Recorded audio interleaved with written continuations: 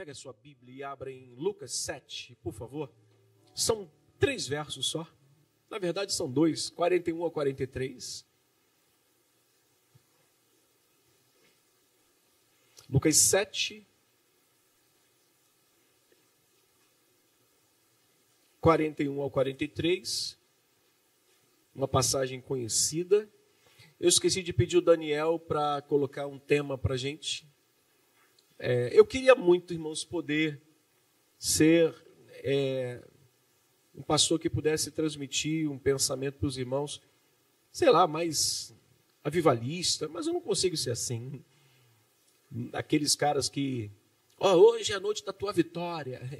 Eu não consigo ser assim. A nossa maior vitória, ela já aconteceu hoje, quando nós abrimos os nossos olhos e respiramos o ar e a misericórdia se renovou sobre a nossa vida mais uma vez. Essa foi a grande vitória desse dia para a gente. Mas é com todo carinho que eu sugiro aos irmãos um pensamento hoje, de falar sobre o perigo do formalismo religioso. O perigo de nós nos tornarmos meramente pessoas formais na igreja, na caminhada cristã. E o perigo do formalismo religioso é o tema dessa noite, e o texto que eu escolhi foi 7, 41 ou 43. Diz assim: Jesus estava na casa de um determinado fariseu. Nós vamos lembrar dessa história na narrativa aqui e no texto que eu vou expor aqui para os irmãos. E temos 2 personagens que eles vão nos dar uma ideia desse perigo do formalismo e de uma vida mais intencional como cristãos. E o texto vai dizer assim: Jesus apresenta uma certa parábola aqui para tentar falar algo para esse fariseu chamado Simão. Certo credor tinha 2 devedores.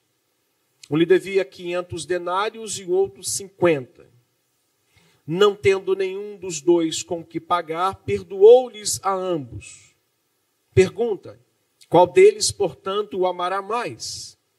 Respondeu-lhe Simão: suponho que aquele a quem mais perdoou. Replicou-lhe: julgaste bem. Pode ocupar o seu assento, por favor.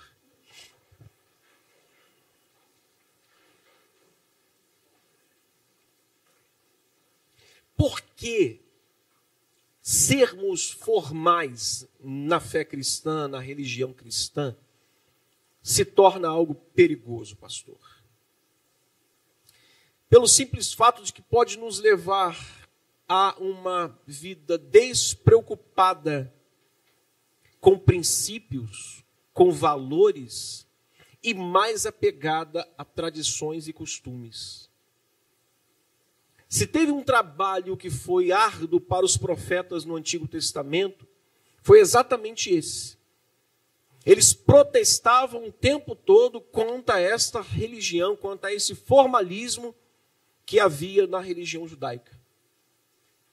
Ou seja, algo muito mais aparente do que interior, intenso, que vinha de dentro. Esse foi um trabalho árduo. Os profetas tinham que lutar contra esse, posso chamar, pecado, pois continuamente isso vinha fazendo parte da vida daqueles que estavam ali, proferindo palavras ao Senhor, mas meramente formais, não tinha intenção, não havia intencionalidade, não havia verdade, era uma aparência que eles mantinham. E esse problema continuou na vinda de Jesus. Ele foi potencializado principalmente com o período em que Jesus estava aqui, porque ele nos mostra muito mais isso, combatendo assim como os antigos combatiam, os profetas combatiam esse modo deles viverem como crentes, em Deus. Então Jesus veio ao mundo e ele combateu veementemente isso. Os capítulos 5, 6 e 7 de Mateus, nós vamos ver Jesus falando o tempo todo sobre isso. E Jesus vai chegar ao ponto de mostrar para eles que quando vocês oram, vocês são formais, vocês são religiosos. Quando vocês jejuam, vocês fazem isso de forma religiosa, porque vocês querem mostrar uma coisa, vocês querem demonstrar para as pessoas que são religiosos, mas na verdade vocês estão só apresentando uma cena, um personagem. mas não fazem isso de todo o coração. E Jesus vem e apresenta para ele o modo certo de jejuar, o modo certo de orar, o modo certo de dar esmolas, ou seja, quebrando completamente aquele pensamento e aquela ideia que lá atrás os profetas já vinham protestando continuamente, combatendo continuamente, nesse que era o maior pecado deles. E eu vou dizer, irmãos, está hoje inserido dentro do contexto cristão, pois muitas pessoas estão vivendo de aparência, são religiosas. São pessoas que estão sem propósito nenhum no seu coração vindo à igreja. Vêm simplesmente para cumprir, desculpa o que eu vou dizer, cumprir tabela. Vem para cumprir tabela, mas não vem com o seu coração, com a intenção de fazer aquilo que o salmista disse no Salmo 27, verso 4. Buscarei, uma coisa peço ao Senhor, e buscarei que eu possa morar na tua casa todos os dias da minha vida, para meditar no seu templo, para bendizer o teu nome, enfim. Lucas 7, irmãos, começa com Jesus se admirando da fé de um centurião. Olhe para o capítulo 7, logo do início desse texto do capítulo 7, né, todo o capítulo 7, começa com Jesus demonstrando ali uma alegria quanto a um homem centurião que faz uma demonstração de fé que o deixa maravilhado, que o deixa admirado. Quais foram as atitudes deste centurião que fez com que Jesus o admirasse? Humildade, enfim, uma série de gestos, de atitudes desse centurião que deixa Jesus maravilhado. Então nós vamos ver que o tom da ideia aqui do capítulo 7, a ideia do capítulo 7 é exatamente Jesus quebrando essa ideia ou combatendo essa ideia de uma fé, uma religião, um seguir ao que ele propõe de uma forma meramente superficial ou simplesmente por seguir. Como aquela multidão que Jesus faz a pergunta aos discípulos e faz: quem o povo diz que sou eu? Uns dizem que sou és Jeremias ou um dos profetas. E Jesus quer saber deles: e vocês, que dizes que eu sou? E Pedro faz a sua confissão que nós bem conhecemos. Lucas 7 então começa com Jesus se admirando com a fé do centurião, mas termina o capítulo 7 mostrando um contraste entre a atitude de amor de uma mulher e simplesmente a rejeição e a maneira formal com que o fariseu tratava Jesus dentro da sua própria casa. Os dois personagens citados no capítulo 7 são os mais controversos desse texto, ou até mesmo no personagem do Novo Testamento. Por quê? Porque o fariseu, em primeiro lugar, eram conhecidos por sua religiosidade, eram conservadores. Algumas pessoas às vezes acham que os fariseus eram pessoas ruins. Não, eles só eram zelosos pela lei. Na verdade, crente tinha que ser um pouco fariseu. Crente tinha que ter um pouquinho do farisaísmo, porque fariseu era um homem extremamente zeloso. Paulo, por que Paulo era um perseguidor da igreja? Por que Paulo, ele vai falar isso lá em Filipenses? Ele vai mostrar o pedigree dele. Ele fala assim: eu era fariseu. Eu era hebreu de hebreus. Quanto à religião, eu era fariseu, perseguidor da igreja. Eu era um defensor da minha religião. Todo crente tinha que ser um pouquinho de fariseu. Porque ele tinha que defender mais a sua fé. Ser um defensor dos valores cristãos. Mas não só defender, mas defender com a própria vida, com o seu viver diário. Mostrando isso, demonstrando isso no seu viver diário, mas não só com argumento, mas com a própria vida dele. Então, começa com uma atitude de fé, que faz com que Jesus se admire, e termina com Jesus mostrando um contraste entre a atitude de um homem, que se mostra religioso demais, e uma atitude de uma mulher que demonstra total amor, reconhecimento de quem ela era e do que Jesus fez por ela. Os fariseus não mantinham uma boa relação com mulheres, principalmente com as prostitutas. Alguns judeus, nas suas orações chamadas... Não, um minutinho só, eu estou com uma alergia, não sei, que as minhas vistas coçam demais. Os judeus, nas suas orações matutinas, diziam: bendito sejas tu, eterno, nosso Deus, Rei do universo, que não me fizeste mulher. Os fariseus não tinham essa boa relação com as mulheres, principalmente com aquelas denominadas prostitutas.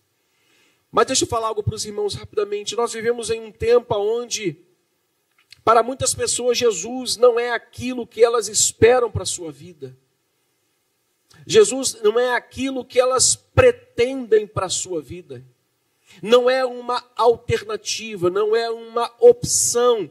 Para algumas pessoas no nosso tempo, não tem sentido colocar uma pessoa como Jesus na sua vida, no seu cotidiano, na sua agenda, intrometendo-se na sua forma de viver. Irmãos, uma vez que Cristo entra na nossa vida, Ele interfere totalmente na nossa forma de viver. Senão, não é cristianismo. O cristianismo que homologa a coisa errada não é cristianismo. O cristianismo que homologa coisas perniciosas, pecaminosas, não é cristianismo. Então nós vivemos esse tempo de pessoas que não acham que é uma boa ideia colocar Jesus nos seus planos de vida. Vivemos também em um tempo onde muitas pessoas não veem sentido algum para a sua vida ter e viver os valores espirituais e morais que Cristo colocou para que quem quiser segui-lo possa viver. Não tem sentido. Uma pessoa que vive na prática do pecado, colocar Cristo na sua vida é fazer com que ele mude as suas práticas pecaminosas e passe a viver uma vida de santidade. Então, neste tempo nós estamos vivendo essas duas classes de pessoas, que elas não querem colocar Jesus na sua vida e nos seus planos, porque não tem sentido, elas acham que não precisam, elas se sentem autônomas, e outra, que não precisam dos seus valores, que podem atrapalhá-la em algum momento. Lembre-se do jovem rico. O que Jesus fala para ele? O que ele pede a Jesus? Ele faz um pedido a Jesus. Jesus fala: vende o que tu tens, eu te darei um tesouro nos céus. Mas ele, uma vez que eu faço isso, algumas coisas eu vou ter que deixar de fazer. Irmãos, uma vez que Cristo entra na nossa vida, é necessário mudanças. E essas mudanças têm que ser aparentes, não só de palavras, senão vira simplesmente uma religião. Vira simplesmente uma vida formal. Meus irmãos, o exemplo desse texto nos mostra que através do comportamento podemos avaliar qual a importância que Cristo tem na vida de cada indivíduo. Não é pelo que ela fala, é pelo comportamento dela. Quantas pessoas entram, me perdoe, se eu estou sendo ofensivo, não é a minha intenção, mas é para a gente produzir reflexão na nossa vida, para a gente produzir um senso de responsabilidade maior. Você vai gastar 1h30, você está aqui, você gastou combustível, passagem, Uber, roupa, tênis, água para tomar banho, creme para pentear o cabelo. Você gastou tanta coisa para vir para cá, para nada mudar na sua vida. Você perdeu o seu tempo, ficava lá na sua casa assistindo novela. Mas uma vez que a gente vem aqui e se propõe a adorar a Deus e meditar no seu templo, a gente tem que entender que algumas coisas que nós ouvimos são para serem aplicadas diretamente em nossa vida para uma mudança radical. Senão é besteira estar aqui. É falta do que fazer. Podemos ver isso, irmãos, esse comportamento através da diferença entre esses dois personagens dessa narrativa. A gente consegue enxergar isso claramente lá no verso 36. Agora olhe para a sua Bíblia, porque é importante que você veja isso nela. Leia o verso 36. Convidou-o um dos fariseus para que fosse jantar com ele. Jesus, entrando na casa do fariseu, tomou lugar à mesa. Verso 37. Eis que uma mulher da cidade, pecadora, sabendo que ele estava à mesa na casa do fariseu, levou um vaso de alabastro com unguento, e estando por detrás, aos pés, chorando, regava-os com suas lágrimas, e os enxugava com os próprios cabelos, e beijava-lhe os pés e ungia com unguento. Primeira coisa que a gente enxerga aqui são os dois personagens, que a gente vê o comportamento deles e pode avaliar o comportamento deles, da pessoa de Cristo, ou qual o valor que Cristo tinha para cada um daqueles dois. O fariseu não deu importância a Jesus porque tinha o quê, irmãos? Uma mente extremamente religiosa. Ele simplesmente fez um convite para que ele pudesse adentrar a sua casa e participar com ele de um jantar. Uma pessoa religiosa não dá a devida importância às coisas espirituais. Você percebe que ela é sempre muito superficial no que tange a ideia do transcendental, do espiritual. Quando você tenta levá-la um pouquinho mais profunda na vida dela, ela continua com os pés, ou seja, com águas nos tornozelos, não passa daquilo. Uma pessoa religiosa, ela não dá importância ao que é espiritual. Os fariseus eram homens que criam em Deus, nas doutrinas bíblicas, porém, o conhecimento que mantinha eles assim, não os deixava ir além, só na mente, só o intelectual era mexido, a palavra não havia ainda transformado a sua vida, e eu lamento dizer isso, que muitas pessoas impregnam a sua mente com intelectualidade, mas ela não desce para o coração. Irmãos, mente com a palavra, ela tem que descer para o coração, para que a atitude da gente mude através dela. É mente em chamas e cheia do coração, e mente e fogo no coração. Ela vem para que a gente ouça, mas ela tem que descer para o coração, para que o comportamento mude, para que o fruto apareça, para que as pessoas vejam e de fato isso tenha mudado a nossa vida. O conhecimento não gerou nele, principalmente nesse exemplo que Jesus dá desse homem, não gerou nele percepção do seu pecado. A presença de Jesus na casa dele, não gerou nele a ideia, a percepção do seu pecado, e sim a presunção em relação às outras pessoas. E nós vamos ver isso no texto.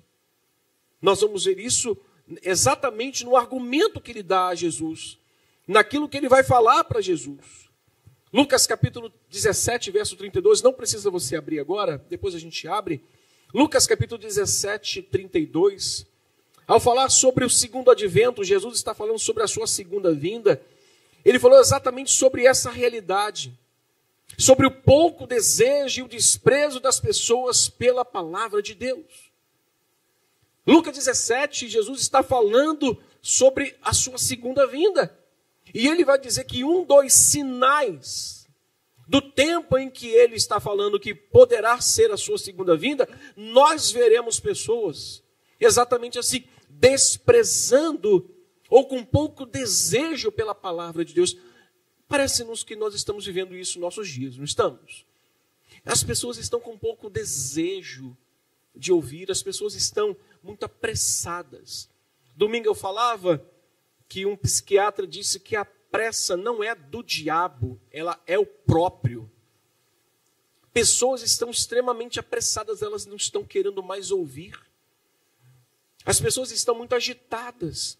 E Jesus então vai mostrar que isso é uma característica desse tempo que nós estamos vivendo. Pessoas estão com pouco desejo, desprezando as palavras do Evangelho. E Jesus usou os dias de Noé, nesse mesmo texto de Lucas 17, usou os dias de Noé para demonstrar como as pessoas estão indiferentes ao plano de Deus para salvá-las. Ele vai falar os dias que vocês estão vivendo naquele tempo, e os nossos dias também são assim, são como os dias de Noé, foram marcados pela rejeição que as pessoas tiveram pela palavra pregada por Noé, por aquilo que ele estava anunciando, mas também ele mostra um tempo chamado como os dias de Ló, que foram marcados pelo mesmo problema, mas agravado, não só pela rejeição moral, não só pela rejeição da palavra, mas agravado por um declínio moral. Parece que nós estamos vivendo o mesmo tempo. Parece. Domingo eu dei um dado ali, quando a gente vai pregar, a gente pesquisa. Eu me assustei, cheguei a comentar com o bispo, que eu fiz uma pesquisa e descobri que até o primeiro semestre deste ano, 30 pastores foram presos no Brasil por agressão, Maria da Penha, por assassinato, estupro e roubo. Aí eu trouxe lá de trás a ideia de que nos tempos de Noé, nos dias de Noé, e falei dos dias de Simeão, onde o mundo estava em declínio moral, e no tempo de Simeão, o mundo estava num declínio espiritual, a religião estava em decadência. E se a gente olhar para esses dois tempos, lá no tempo de Noé e no tempo de Simeão, e olhar para os nossos dias, parece que a gente não está longe disso não, irmãos. Nós estamos vivendo um declínio moral total, e nós estamos vivendo uma falência da religião. Fiz uma nova pesquisa, a Igreja Católica nos Estados Unidos teve que pagar mais de 130 milhões de dólares em indenização, porque os padres, os sacerdotes, estupravam crianças. E a Justiça dos Estados Unidos condenou a Igreja Católica a pagar mais de 130 milhões de dólares a famílias que tinham seus filhos ou tiveram seus filhos estuprados, violentados por sacerdotes. 30 pastores, pelo primeiro semestre no Brasil, foram presos. Nós estamos vivendo esses tempos. Por isso que o meu apelo é para que a gente tenha cuidado com o perigo do formalismo, com uma vida não intencional, com uma vida simplesmente porque está na moda ser crente. Aliás, ser evangélico. Ser crente não. Está na moda ser evangélico. Qualquer coisa as pessoas falam assim, em nome de Jesus. Irmãos, um judeu não fala o nome de Deus em vão. As pessoas em tudo não está repreendido, as pessoas estão xingando, estão bebendo, estão fofocando, estão falando mal um do outro, estão tramando contra os outros, mas não está repreendido. São linguagens peculiares do evangeliquez que elas vivem. As pessoas estão indo à igreja simplesmente para dizer assim, agora eu sou evangélica. Elas precisam terem uma marca, elas precisam terem uma religião. Mas elas não viveram a vida transformada, elas não tiveram o encontro real com Jesus. Elas podem até frequentar os templos, elas saem do templo e Jesus fica nele, porque não entra no coração e leva juntos. Segunda coisa que a gente olha nesse texto é que o fariseu não deu importância a Jesus. Por quê? Porque ele tinha a sua vida, a sua mente auto-justificada. Irmãos, foi aquilo que eu disse no início. Vivemos esse tempo onde as pessoas não veem sentido terem Jesus na sua vida, porque os seus valores morais e espirituais não se encaixam com a vida dela. Porque se colocar Jesus na vida, tem que mudar alguma coisa. É como você... Eu vi isso na internet, porque eu estava precisando fazer isso lá em casa, lá no sítio, e eu vi um camarada limpando sua caixa d'água sem esvaziá-la normalmente, ou ter que passar uma vassoura. Eu vou ver, esse cara é mágico, eu tenho que ver. Ele fez algo. Quanto mais água limpa você colocar, primeiro você revolve, quanto mais água limpa você colocar, e você vai se utilizando daquela água para lavar um quintal, para lavar alguma coisa. Ele foi jogando água limpa e a água suja foi saindo. Porque ele disse, o lixo é pesado. E ele vai ter que encontrar um lugar para sair. Perdão, ao contrário. O lixo é leve, quando revolve, o lixo é leve, ele vai ter que encontrar um lugar para sair. Então é assim, à medida que a gente vai ouvindo a palavra de Deus, à medida que nós vamos colocando a palavra de Deus para dentro do nosso coração, ela vai tirando aquelas coisas do velho homem, da velha mulher, do velho jovem. Meu filho está ali também, do velho jovem. Vai se batizar no domingo.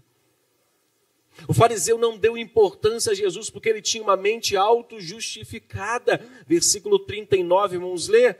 Ao ver isto, ao ver o que? A mulher fazendo aquele gesto. Vamos ler o texto? O fariseu que o convidara disse... Leia, por favor, o texto, irmão. Consigo mesmo, leia forte. Se este fora profeta, bem saberia quem e qual é a mulher que lhe tocou, porque é pecadora. Por que ele não deu importância a Jesus? Ele era só um mero convidado. Ele não deu importância a Jesus porque ele tinha uma mente autojustificada. Simeão, irmãos, não via ou não se via como um pecador que necessitava da graça de Deus.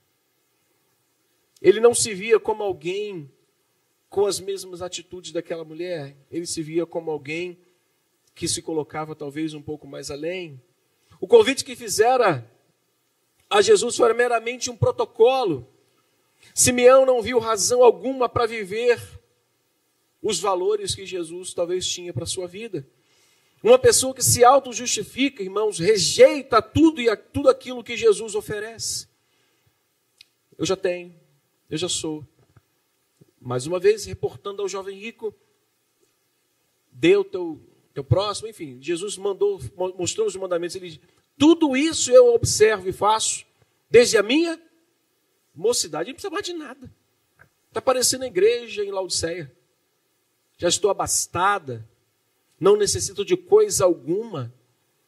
E Jesus olha para aquela miserável igreja e diz exatamente isso, pois vocês estão nus, cegos, e mais o quê? E pobres. Se dizem ricas, mas são pobres. Estão vestidas, mas são nus. Dizem que enxergam, mas são cegos. Eles estão exatamente como a igreja em Laodiceia. Uma pessoa, portanto, que se auto-justifica, ela rejeita tudo aquilo que Jesus oferece por acreditar que não necessita de coisa alguma. E Simeão foi exatamente isso. Acreditou que aos seus olhos, ou aos olhos de Deus, melhor dizendo, ele era uma pessoa boa. Talvez não pensasse ou não precisasse de mais nada e pensasse, sou diferente. Não preciso de coisa alguma. Rejeitou o convite da graça. Simeão não percebeu, irmãos, que a presença de Jesus em sua casa era a maior oportunidade de salvação para a sua vida. Diferente de Zaqueu, quando Jesus disse para ele, hoje convém-me pousar na sua casa. Ele quase que pega Jesus no colo e leva correndo.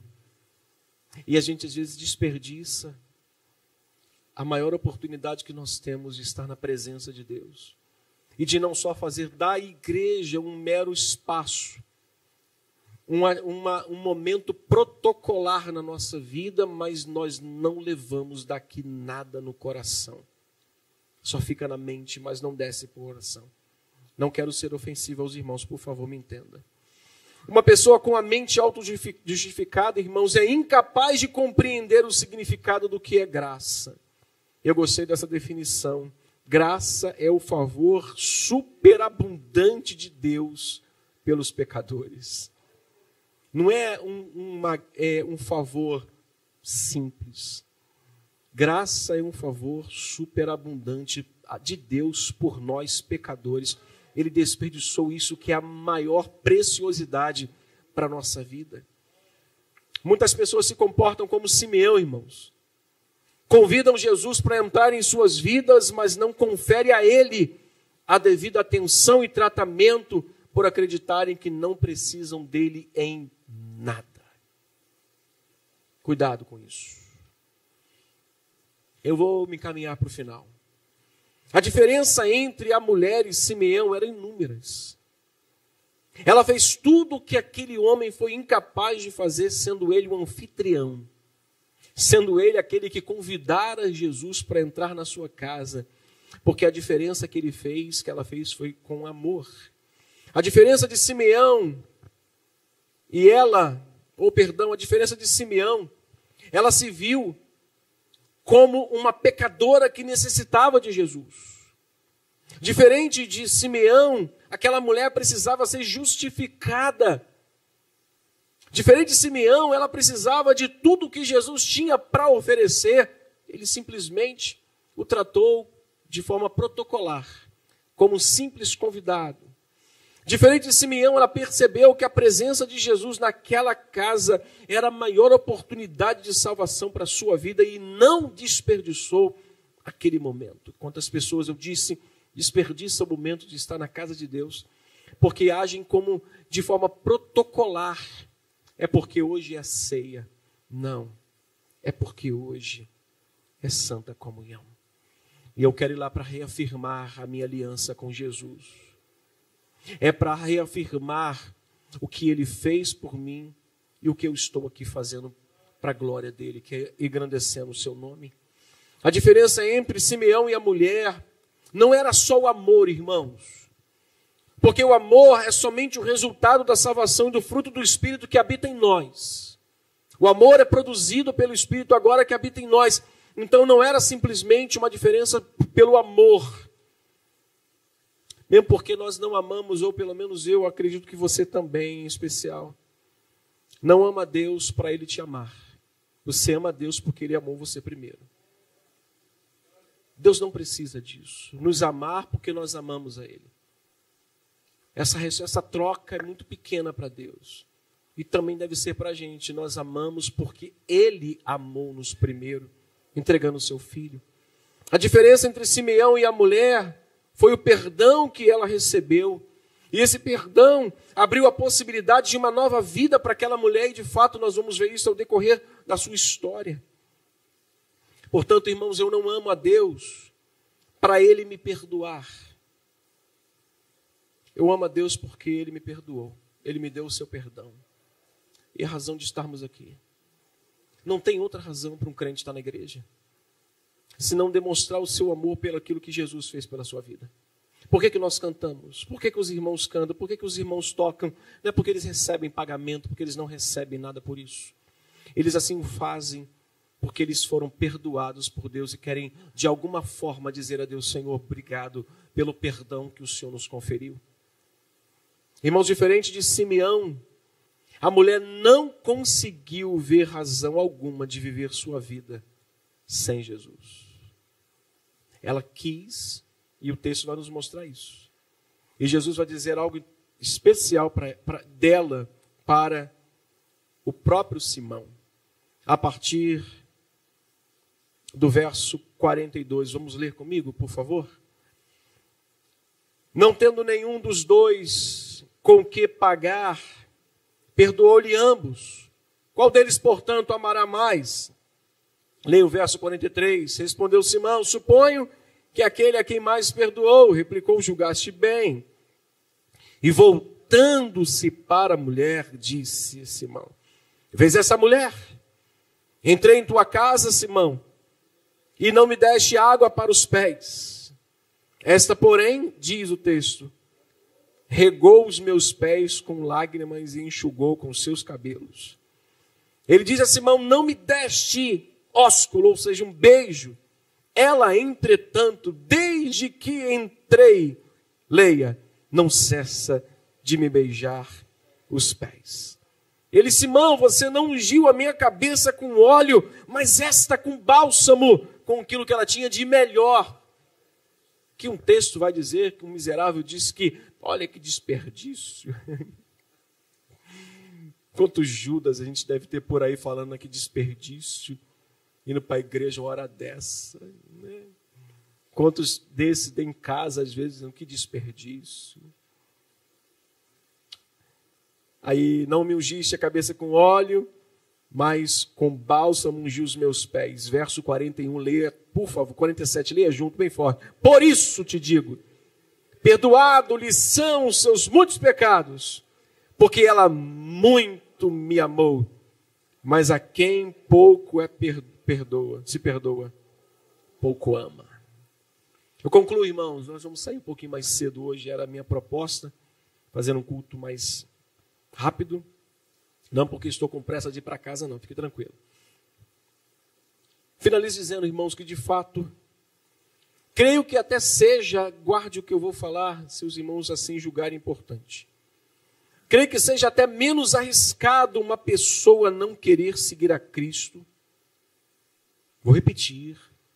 Eu creio que seja até mais ou menos arriscado uma pessoa não querer seguir a Cristo, não aceitar os seus ensinos e valores espirituais.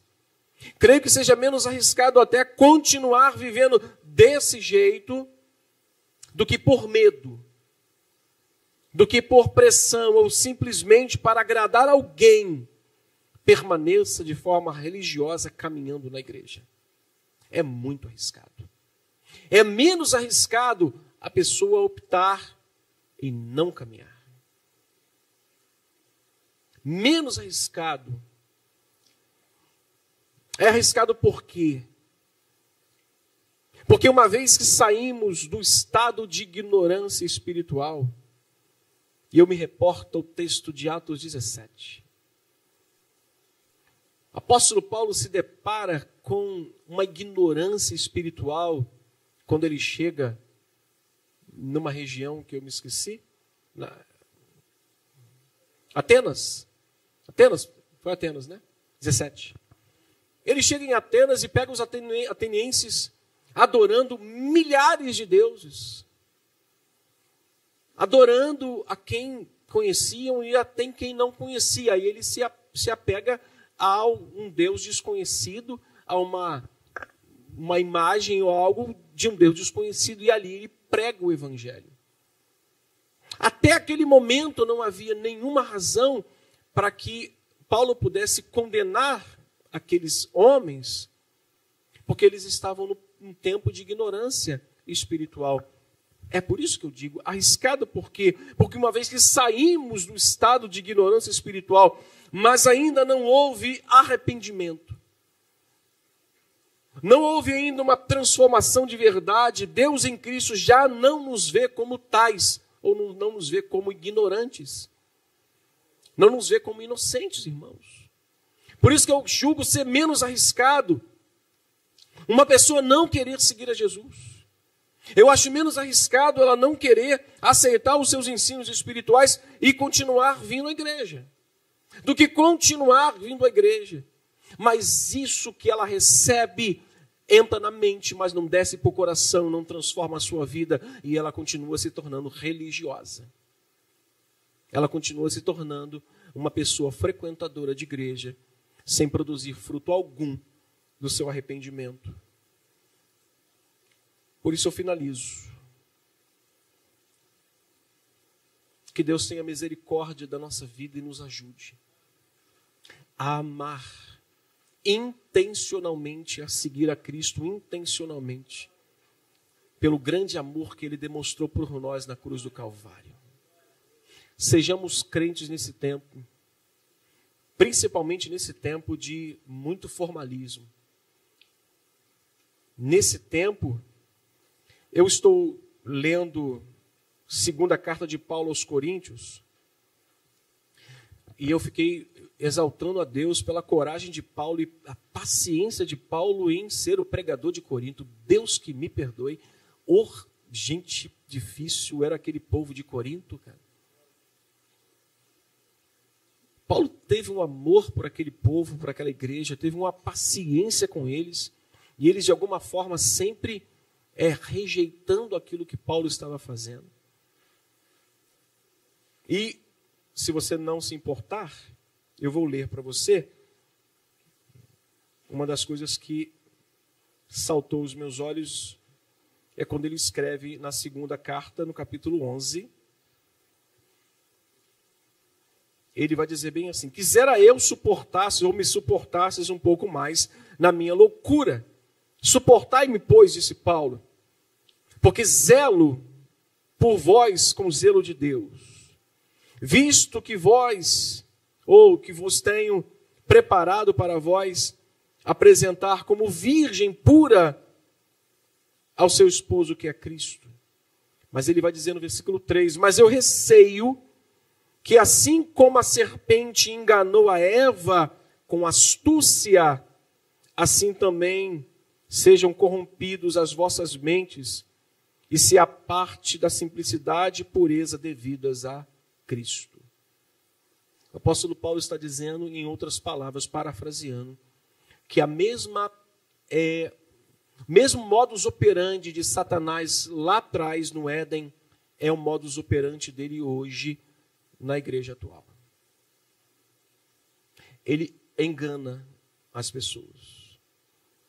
Muitos ensinos hoje estão levando as pessoas a serem religiosas, mas não crentes. Sabe por quê? Porque uma vez que você prega o evangelho, você apresenta a Cristo, essa pessoa precisa receber esses valores e mudar de vida. Mas hoje o ensino é muito superficial. É profundo na palavra, mas não afeta o coração e não muda a vida das pessoas. Que Deus possa encontrar em nós um coração disposto a lhe obedecer e a mudar. Amém, meus irmãos? Que Ele possa encontrar em nós um coração disposto a ouvir os seus ensinos e ver em nós coragem para mudar na nossa vida. Vamos fechar os nossos olhos, curvar a nossa cabeça e vamos orar. Põe a mão no seu coração e faça uma oração por você. Veja se em você há um pouquinho dessa mulher ou talvez um pouquinho desse fariseu. E diga: Jesus, me ajude. Pai bendito, muito obrigado por esse momento.